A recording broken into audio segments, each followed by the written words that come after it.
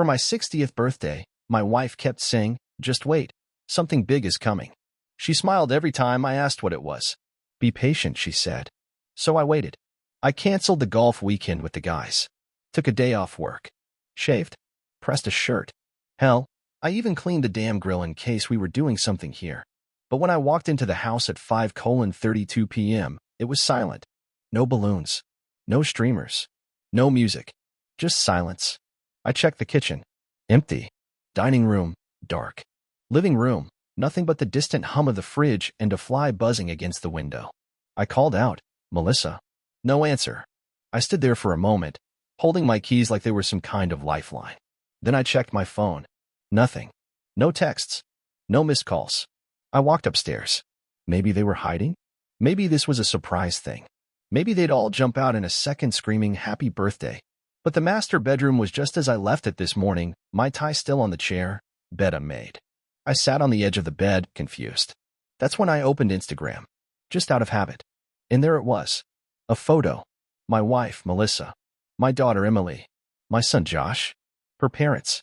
All of them smiling like it was Christmas morning. Behind them, the beach, the palm trees, cocktails in hand. Josh had captioned it. "He won't even notice we're gone, LOL." My jaw didn't drop. My heart didn't race. Nothing dramatic. It was like a switch flipped.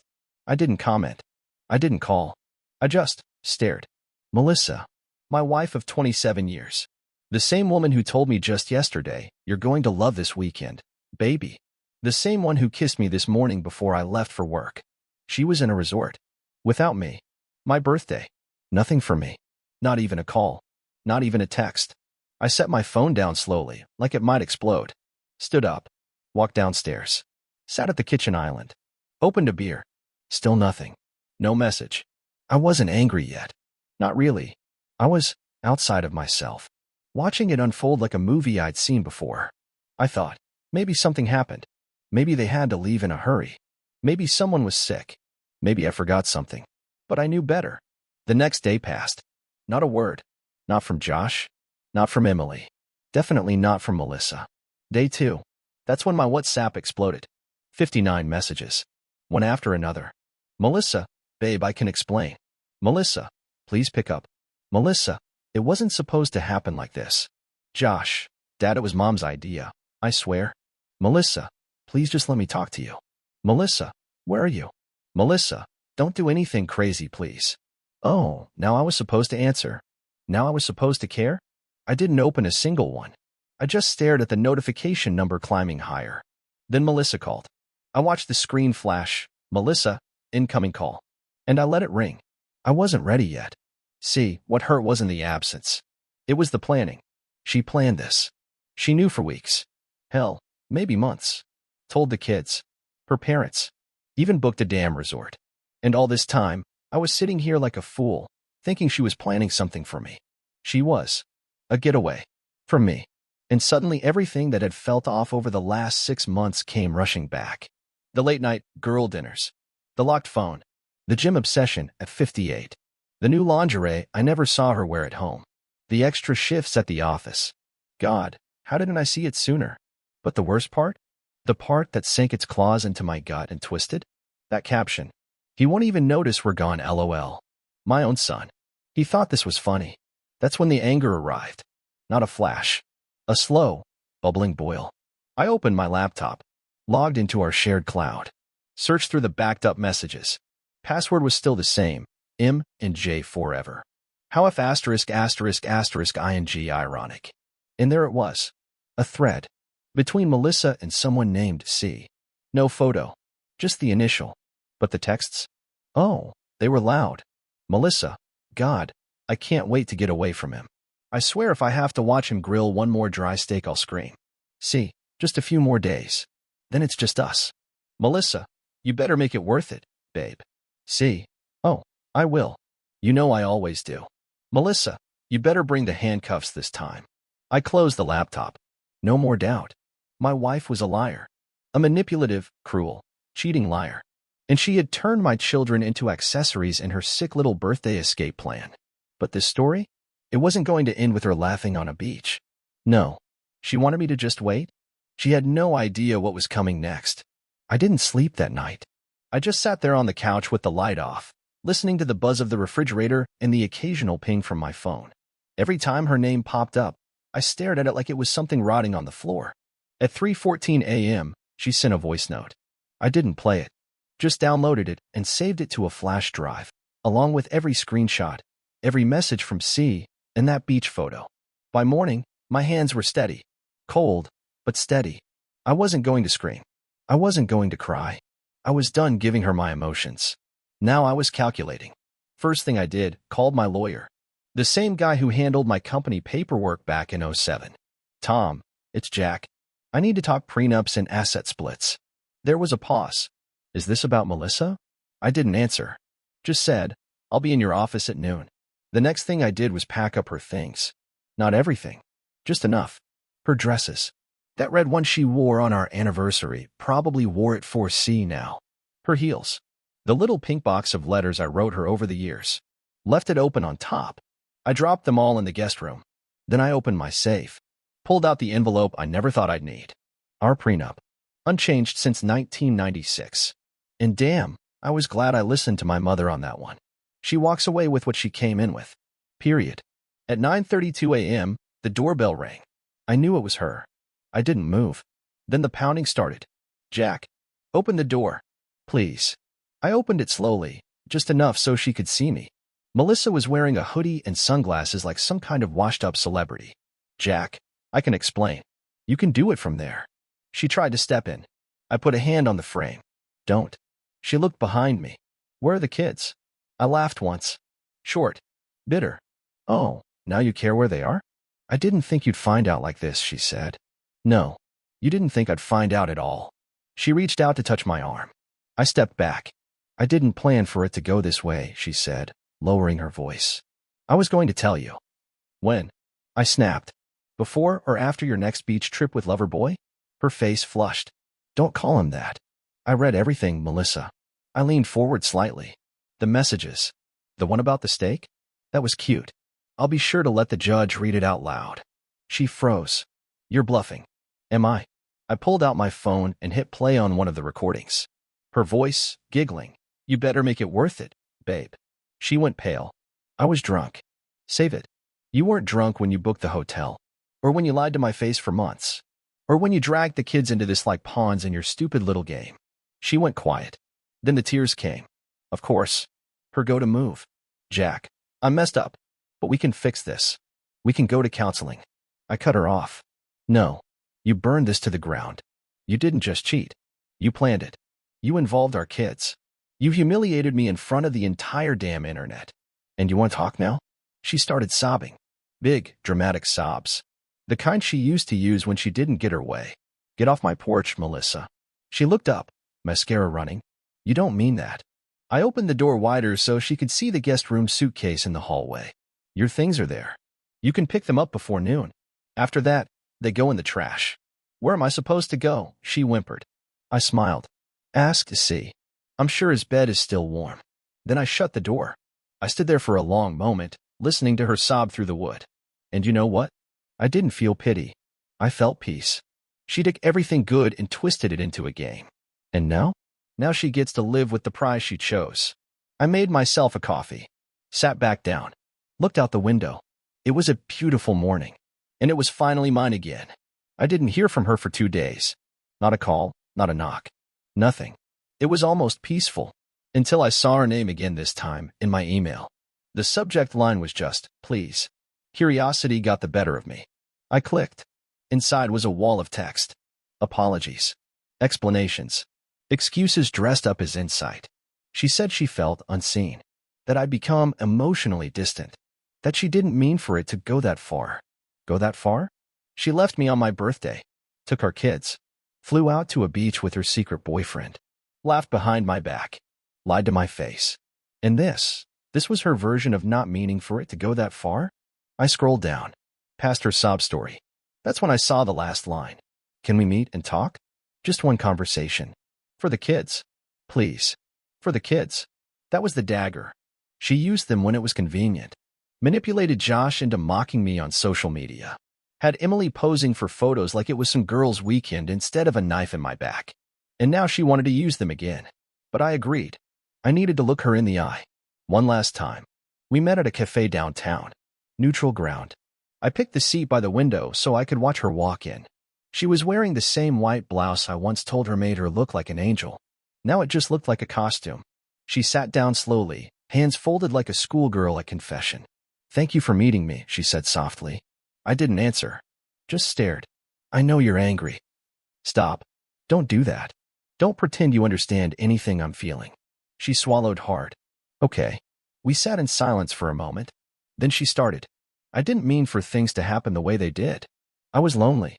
I don't know. Lost. I didn't expect to fall for him. It just happened." "It just happened?" I said, raising an eyebrow. "You just tripped and fell into a weekend getaway? Slipped into months of secret messages? Somehow landed on top of him?" Her lips trembled. "It wasn't just about that." "Then tell me, what was it about, Melissa? Because from where I'm sitting, it looks like you traded 27 years of loyalty for a few sweaty nights and a poolside mojito." Her face snapped up. There it was, the edge behind the tears. The version of her I'd seen in glimpses over the years but never let myself acknowledge. "You think this is all my fault?" she said, voice rising. "You were never home. You were always working, always tired, always somewhere else mentally. You made me feel like a roommate, not a wife." I leaned in. "And your solution to that was to abandon your husband on his birthday and screw some guy whose name you saved as just the letter C? Was that your therapy? Your self-care?" She looked away. "That's what I thought." The waiter came by. Neither of us ordered. He left quickly. "I messed up," she said quietly. "I know that." I sat back in my chair, breathing slowly. "You didn't mess up. You made a series of decisions. Calculated. Deliberate. You planned this. The only mistake you made was thinking I'd be too weak to see through it." She looked at me with something I hadn't seen in a long time, fear. And I wasn't even angry anymore. I was free. "You think this ends with a conversation and a few tears?" I said. "No. It ends in court. You'll get your clothes, your books, your pity party from your girlfriends. I'll get everything else." "I don't want to fight," she said. "You started the war." She stared at her hands, twisting her wedding ring around her finger. I stood up, dropped a 20 on the table. "Oh, and Melissa." She looked up. "Tell your boyfriend I know where he lives. And unlike you, I don't bluff." I walked out. That was the first time in months I felt taller. Like I'd been carrying a dead weight around my neck and finally cut the rope. She made her choice. And now? Now I was going to make mine. And it wasn't forgiveness. The next morning, I drove to my son's apartment. I didn't text first. I didn't warn him. I needed to see his face, raw, unfiltered, before he had time to build excuses. He opened the door in a hoodie and gym shorts, rubbing his eyes like he'd just woken up. But the second he saw me, that sleepy expression vanished. "Dad." I stepped in without waiting for an invitation. The place smelled like fast food and old socks. Typical 21-year-old bachelor setup. I walked to the middle of the room and turned. "You think that post was funny?" Josh froze. "What?" "Don't play dumb." The beach photo. The caption. "He won't even notice we're gone, LOL." He looked away. "I didn't mean it like that." "No." I stepped closer. "How did you mean it, then?" "Enlighten me." He scratched the back of his neck. "I don't know. It was stupid. Mom said it would just be a quick getaway. I didn't think." "That's right," I snapped. "You didn't think. You didn't think about what it would do to me. Your father. On his birthday." He dropped onto the couch, head in his hands. "I thought maybe you knew," he mumbled. "About her and the other guy." My whole body went still. "You knew." He nodded slowly. "I saw text once. On her iPad. She didn't log out. I didn't want to get involved, so I shut up. I stared at him like he was a stranger. This wasn't just betrayal from Melissa. My own son saw the fire and let me walk into it barefoot. You let me sit at the dinner table with her. You watched me plan our anniversary trip. You knew, and you said nothing." He didn't respond. Maybe because there was nothing left to say. I turned and walked to the door. "Dad," he called after me. I stopped, but I didn't turn around. "If I were you," I said quietly, "I'd think long and hard about what kind of man you're becoming. Right now, you're just her son, not mine." I didn't wait for a reaction. I left. The drive home was quiet. Too quiet. So I turned on the radio. First thing that came on was some old 80s love song, cheesy, full of promises. I shut it off. When I got home, there was a car in the driveway. I knew it wasn't Melissa's. This one was sleek, black, new, with tinted windows. I didn't slow down. I pulled in right beside it. A man was leaning against it, arms crossed. Late 30s. Too well-groomed. The kind of guy who cared more about his reflection than his morals. He looked at me with fake confidence, like he expected to impress me just by standing there. "You Jack?" he asked. I didn't answer. I just stared. "I'm Chris," he said. "I think we should talk." So this was C. I laughed once. "You're either the dumbest man alive or the most suicidal." He held up his hands. "I didn't come to fight." "Then you're 2 for 2 on being a coward." He flinched a little. "Look, I didn't know she was gonna leave you like that. I thought you guys were over already." "You thought wrong. She told me you were checked out, that you hadn't touched her in years." "That—" I took a step forward. He shut up. "Don't you ever talk about my marriage. You don't know what we were. You only know what she told you. And if you're stupid enough to believe a woman who cheats on her husband of nearly 3 decades, then you deserve the mess you're in." "I'm not trying to take anything from you," he said, voice lower now. "I just care about her. You care about yourself. You care about what she does for you when she lies to someone else. But that's temporary, son. You'll learn that when she cheats on you too. And she will."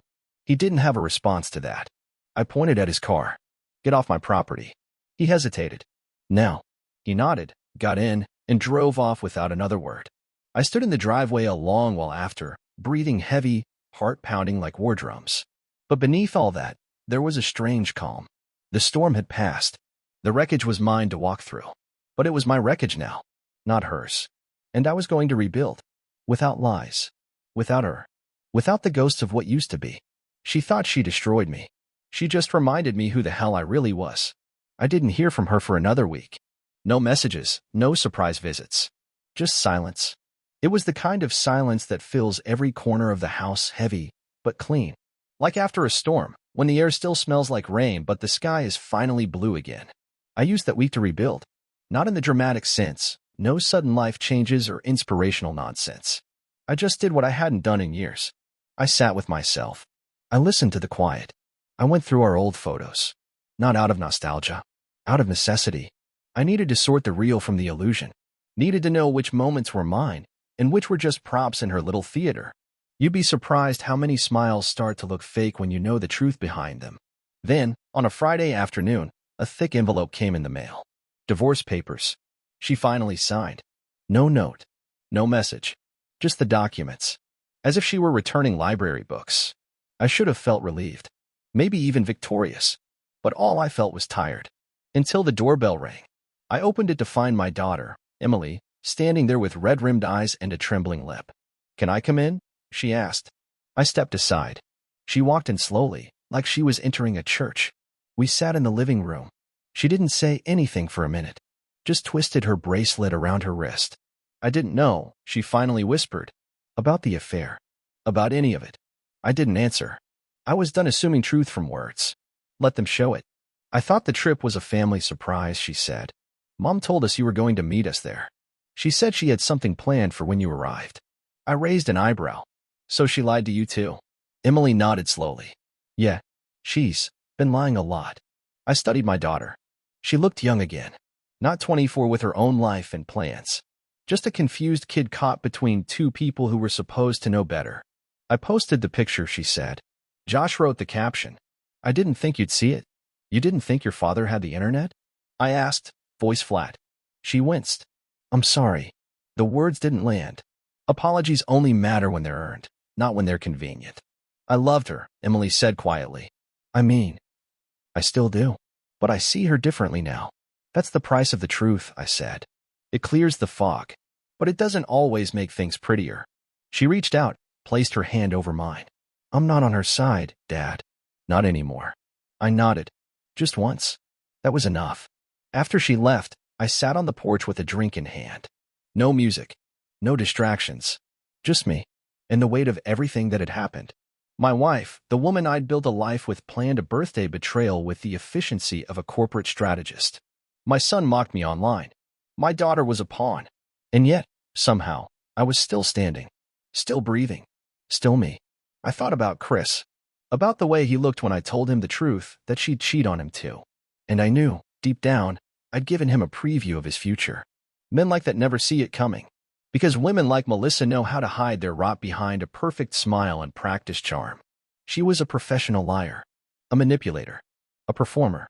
And I was her longest-running audience. Not anymore.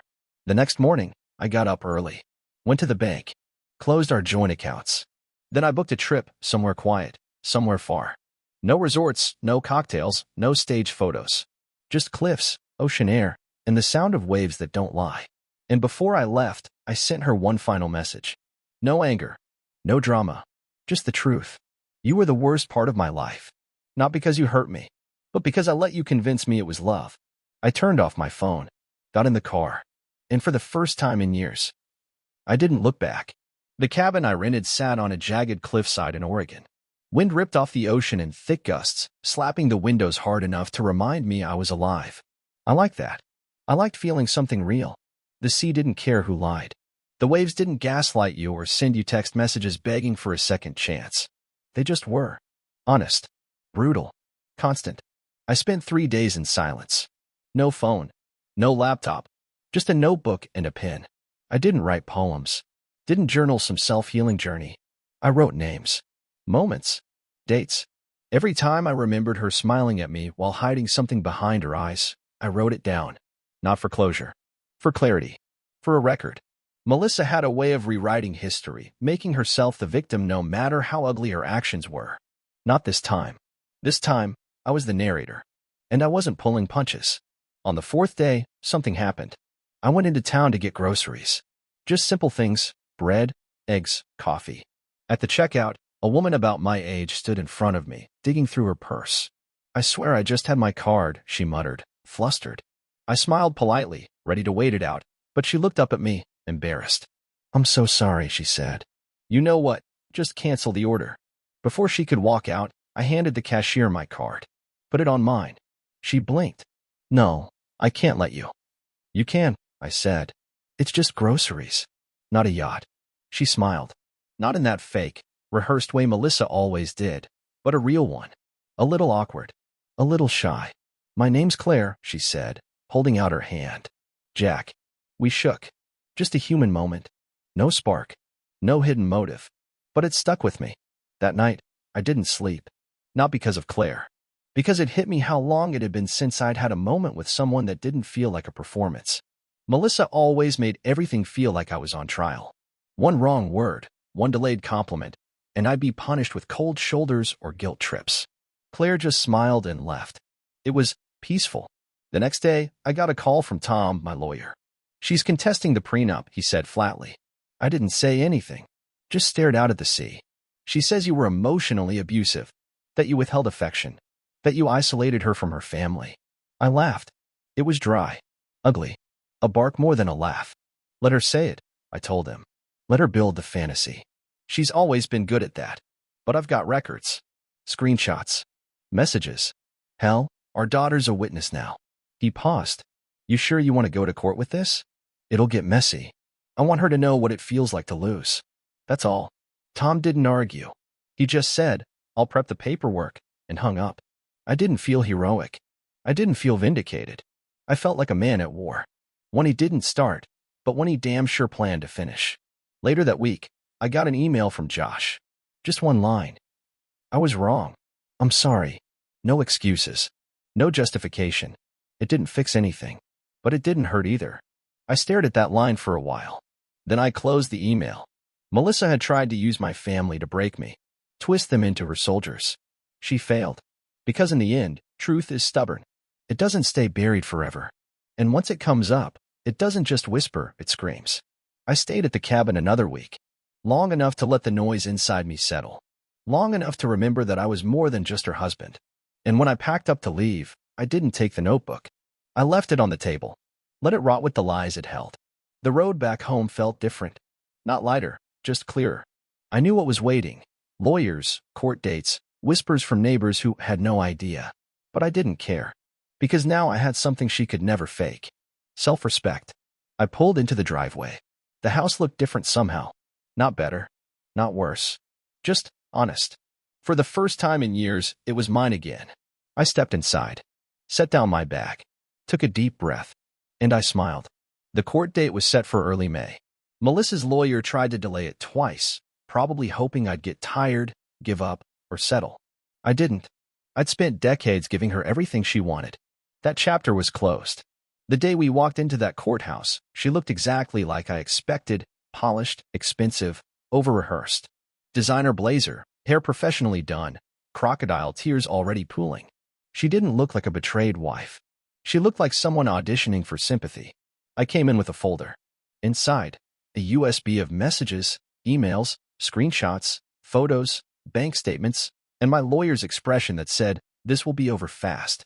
When they read out her claims, emotional abuse, neglect, feeling unsafe in her own home, I didn't flinch.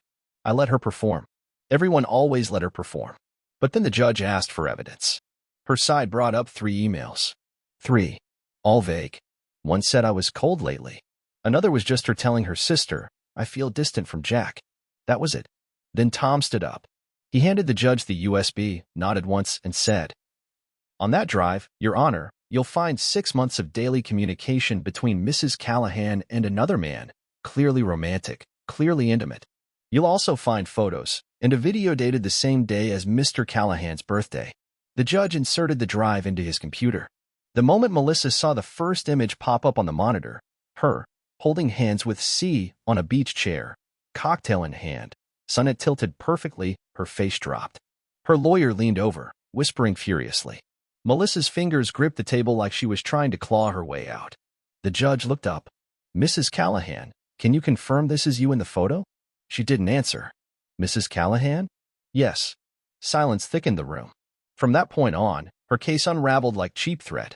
The judge dismissed her claims as emotionally unsubstantiated and cited overwhelming evidence of extramarital misconduct. She was awarded nothing outside of what the prenup already allowed. My home? Mine. My savings? Untouched. My dignity? Intact. She stood outside the courtroom afterward, sunglasses on, waiting. I could feel her eyes on me, probably hoping for one last plea, one final speech, something to prove I still cared. I didn't stop. She stepped forward. "Jack." I kept walking. She called out louder. "Jack, please." That was the last time I heard her voice. A week later, I got an envelope in the mail. No return address. Inside, a letter in her handwriting. Not typed, just a long, handwritten confession. She wrote about how she felt invisible, about how she thought I wouldn't care, how C made her feel alive, how the kids were caught in the middle, how she missed what we had, how she didn't think I'd ever really leave. At the bottom, she wrote, "You'll always be the best man I never deserved. I hope you can find peace." I didn't keep it. I didn't reply. I tossed it in the fire pit behind the house and watched the paper curl into black. And that night, for the first time in years, I slept without waking up in a cold sweat, wondering where she was, who she was texting, or what lie she'd feed me next. Peace didn't come in a moment. It came in fragments, quiet mornings, full breaths, clear skies. No more pretending. No more masks. Just me. I repainted the bedroom, replaced the photos, tore down the dusty curtains she always insisted were elegant, and let the light in. I started seeing Emily more. We went for coffee once a week. She told me she was starting therapy, said she wanted to break the patterns before she became her mother. I told her that was the bravest thing I'd ever heard. Josh called a month later, said he wanted to visit, said he was sorry again. I didn't promise anything, just told him the door would be open, but only if he walked through it as a man, not as her echo. As for C, rumor has it they lasted 3 months. She tried to move in with him. He backed out, said it was too much. Classic. Melissa ended up moving to a condo 2 towns over. I saw her once at the grocery store, aisle 4. She looked right through me. I kept walking. She had become exactly what she tried to avoid, a lonely woman pretending to be happy while the world slowly stopped caring. Me? I was just getting started. It was a Saturday morning, cool, quiet, sky-painted soft gray. I stepped out onto the porch with a mug of black coffee and no phone in my hand. That alone said everything about how far I'd come. 6 months had passed. The divorce was final. The house was mine. My name on every document, every key, every silence. And Melissa? She was just a name I used to whisper in my sleep, now reduced to an occasional ghost in someone else's story. I'd heard she was seeing someone new. Some real estate guy. Good luck to him. She'd probably chew him up too, smile while doing it. blame him when she's done. The pattern always repeats when no one's brave enough to break it. But that wasn't my concern anymore. Emily came over more often now. We cooked, watched movies, even argued sometimes, but the kind of arguments that come from care, not control. She was healing, and so was I. Not perfectly, not completely, but enough. Josh, well, he showed up one afternoon with a six-pack and guilt all over his face. We sat on the back porch for hours. He didn't make excuses. He just said, I messed up. I believed her lies because it was easier than seeing the truth. I nodded. That was all he needed. Forgiveness doesn't always need to be spoken. Sometimes, it's just leaving the door unlocked when they finally knock. I started writing again. Not for work, not for court. For me. Short stories. Random memories. Thoughts I buried under years of noise. One of them, about a man who spent his whole life being loyal to someone who saw him as replaceable, I sent to a small magazine. They published it. They titled it, The Man Who Watched Her Leave and Never Looked Back. Felt about right. Claire, the woman from the grocery store, ran into me again a few weeks ago. We laughed about the card situation, and she told me she just opened a small gallery downtown. She invited me to the opening. I went. We talked. Nothing dramatic. No sparks flying through the air. Just calm, honest conversation between two people who'd both seen the worst and were still here, still whole. Maybe something will come of it. Maybe not. That's the beauty of where I am now. I don't need anything from anyone. I'm full on my own. But here's the truth. If you're reading this, and you felt that gut punch, that moment when the person you trusted the most turns into someone you don't recognize, just know this. You're not broken. You were betrayed. There's a difference. You're not weak because you believed her. You're not a fool because you gave your all. She's the fool. She's the coward.